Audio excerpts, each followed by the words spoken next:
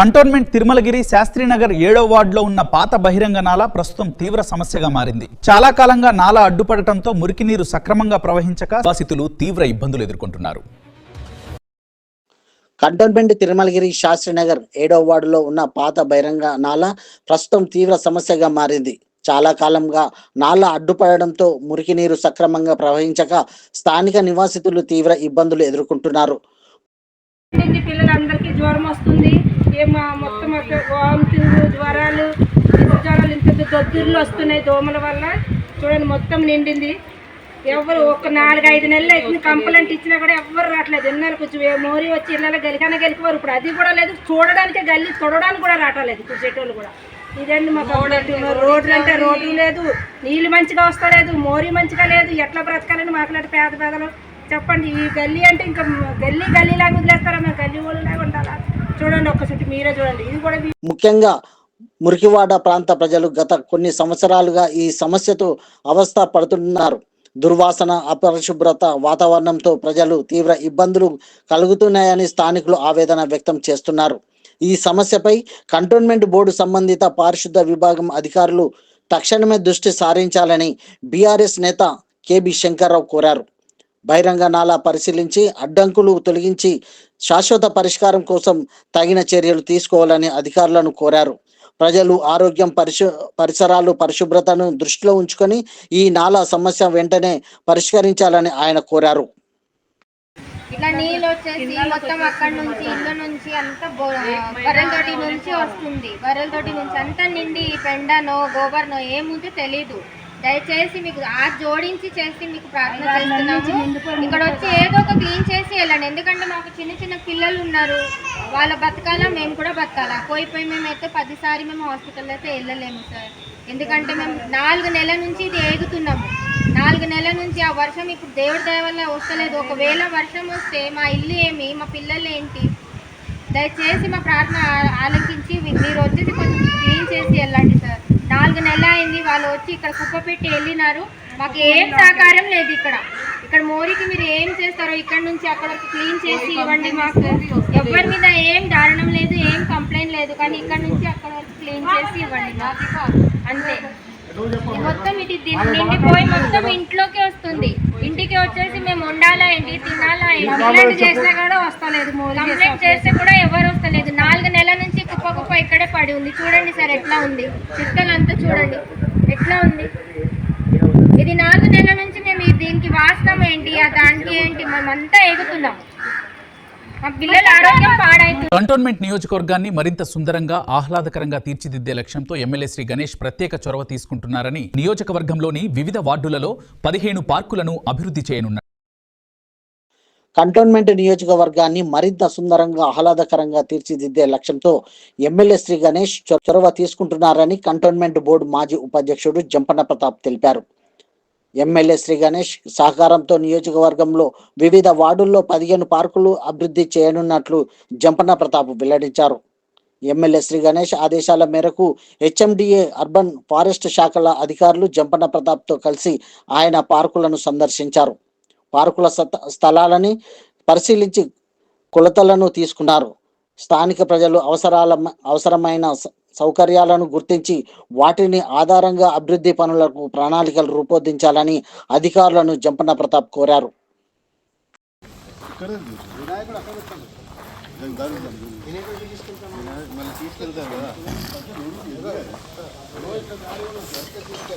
జనహిత trust ఆధ్వర్యంలో cantonment 2వ ward Rasoolpura Margadarshini colony Jain Mandir community హాల్లో ఏర్పాటు చేసిన హెల్త్ క్యాంపును కంటోన్మెంట్ ఎమ్మెల్యే శ్రీ గణేష్ ఈరోజు ప్రారంభించారు. జనహిత ట్రస్ట్ ఆధ్వర్యంలో కంటోన్మెంట్ 2వ ward Rasoolpura Margadarshi colony Jain Mandir community హాల్లో ఏర్పాటు చేసిన హెల్త్ క్యాంపును కంటోన్మెంట్ ఎమ్మెల్యే శ్రీ గణేష్ ఈరోజు ప్రారంభించారు. మార్గదర్శి కాలనీ అసోసియేషన్ సహకారంతో ఉచిత వైద్య పరీక్షలు చేయించుకున్న వారికి ఉచితంగా మందులు పంపిణీ చేశారు. ప్రజలు ఆరోగ్యం కోసం అన్ని వార్డుల్లో ఇలాంటి క్యాంపులు ఏర్పాటు చేస్తామని ఎమ్మెల్యే తెలిపారు. 177 వచ్చిన నమస్కారం. ఈరోజు జనహిత సేవా ట్రస్ట్ మరియు కీమ్స్ వారి ఆధ్వర్యంలో మార్గదర్శి కాలనీ కమ్యూనిటీ హాల్లో మెగా హెల్త్ క్యాంప్ ఆర్గనైజ్ చేశారు. ఈ యొక్క ఈ యొక్క మెగా హెల్త్ క్యాంపులో అన్ని రకాల ట్రీట్మెంట్తో పాటు ఉచితంగా మందులు కూడా ఇస్తారు, ఈసీజీ కూడా చెక్ చేస్తారు. వీళ్ళలో గొప్పమైన విషయం ఏంటంటే ఆర్థోపెడిక్ డాక్టర్ కూడా పెట్టడం. ఇప్పుడే మనం చూసినాం, చాలా మంది వృద్ధులు కూడా నీ రీప్లేస్మెంట్ అయిన వాళ్ళు కావచ్చు, బ్యాక్ పెయిన్ ఉన్న వాళ్ళందరికీ కూడా ఇక్కడ ట్రీట్మెంట్ చేస్తారు. ఇలాంటి కార్యక్రమం చేస్తున్నందుకు ఈ యొక్క టీం అందరికీ హృదయపూర్వకంగా నా ఒక అభినందన తెలుపుతున్నాను. ఈరోజు ఏ హాస్పిటల్కి వెళ్ళినా చాలా ఖరీదు, వైద్యమే కన్సల్టేషన్ ఫీజుతో పాటు ఎక్కడికి వెళ్ళినా ల్యాబ్లోకి వెళ్ళాల్సి వస్తుంది. అన్ని షుగర్ చెకింగ్ కావచ్చు, బీపీ చెక్లు కావచ్చు, ఏ చెకింగ్ అయినా కూడా డబ్బులు తీసుకుంటారు డాక్టర్లు. ఇక్కడ ఫిజిషియన్లు వచ్చినా కూడా బయట అయితే పైసలు తీసుకుంటారు. ఇక్కడ అంతా ఉచితంగా ట్రీట్మెంట్తో పాటు ఉచితంగా మందులు ఇస్తున్న వారికి మరొకసారి ధన్యవాదాలు తెలుపుతూ, ఇలాంటి మెగా హెల్త్ క్యాంపులు ప్రతి ఒక్కరు సద్వినియోగం చేసుకోవాలని ఈ ప్రాంత ప్రజలకు విజ్ఞప్తి చేస్తూ, ఇలాంటి ట్రస్ట్ ద్వారా ఇంకా కూడా కంటోన్మెంట్ వ్యాప్తంగా అన్ని బస్తీలలో ఈ క్యాంపులు ఆర్గనైజ్ చేసేయాలని కూడా మూర్తి గారిని కూడా నేను రిక్వెస్ట్ చేస్తున్నా. ప్రజల సమస్యలను పరిష్కరించాల్సిన బాధ్యత ప్రభుత్వాలపైనే ఉంటుందని, కాంగ్రెస్ ప్రభుత్వం మాత్రం తన బాధ్యతలను విస్మరిస్తుందని మాజీ మంత్రి సనత్ నగర్ ఎమ్మెల్యే తలసాని శ్రీనివాస్ యాదవ్ సనత్ నగర్లో తన సొంత నిధులతో 2,50,00,000 రూపాయల వ్యయంతో ఏర్పాటు చేసిన సీసీ కెమెరాలను ఎమ్మెల్యే తలసాని శ్రీనివాస్ యాదవ్ ప్రారంభించారు. ఈ సందర్భంగా ఆయన మాట్లాడుతూ సీసీ కెమెరాల ఏర్పాట్లతో కాలనీల్లో శాంతి భద్రతలు పర్యవేక్షణకు ఎంతో ఉపయోగపడుతుందని చెప్పారు. రాత్రి వేళల్లో కాలనీల్లో పర్యటించే అపరిచిత వ్యక్తుల ఆకతాయిలను గుర్తించేందుకు అవకాశం ఉంటుందని అన్నారు. 2014లో ముందు రాజరాజేశ్వరి కాలనీలో సరి అయిన రోడ్లు, డ్రైనేజీలు వ్యవస్థలు సక్రమంగా ఉండేవి కావని గుర్తు చేశారు. తాను వచ్చిన తర్వాత కోట్లాది రూపాయలు వ్యయంతో దశల వారీగా అనేక అభివృద్ధి పనులు చేసి విషయాన్ని వివరించారు.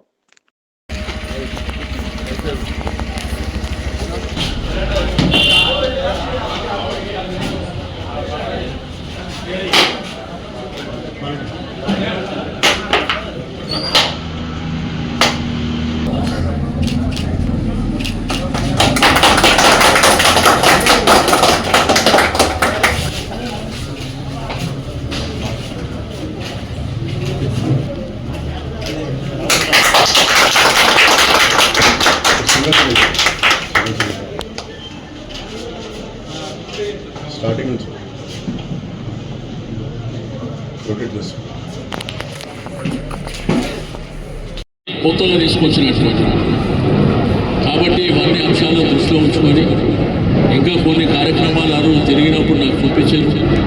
దాని ప్రపోజల్ చేశారు, దాని ఎస్టిమేట్స్ కూడా వేసిన తర్వాత మీకు అందరికీ నేను చెప్పేది ఒకటే, ప్రభుత్వాలు అనేది అందరికి అవసరమేమో కానీ నాకు ప్రభుత్వం అవసరమేం లేదు.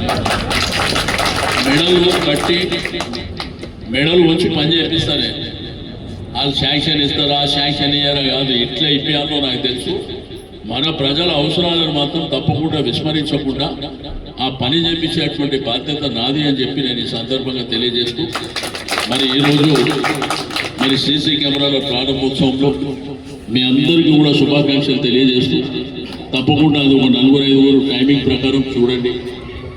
మొన్న కూడా చెప్పినవి కూడా వీలైన తొందరలో ఆ కార్యక్రమాలు కూడా తీసుకుంటామని చెప్పి నేను ఈ సందర్భంగా తెలియజేస్తూ, ప్రజలకు ఎలాంటి ఇబ్బంది కలగకుండా ప్రభుత్వ భూముల వినియోగం పారదర్శకంగా ఉండేలా అధికారిక రికార్డులు, భౌతిక పరిశీలన ఆధారంగా వాస్తవాలు వెలుగులోకి రావాలని మాజీ ఉపాధ్యక్షులు జె రామకృష్ణ పేర్కొన్నారు.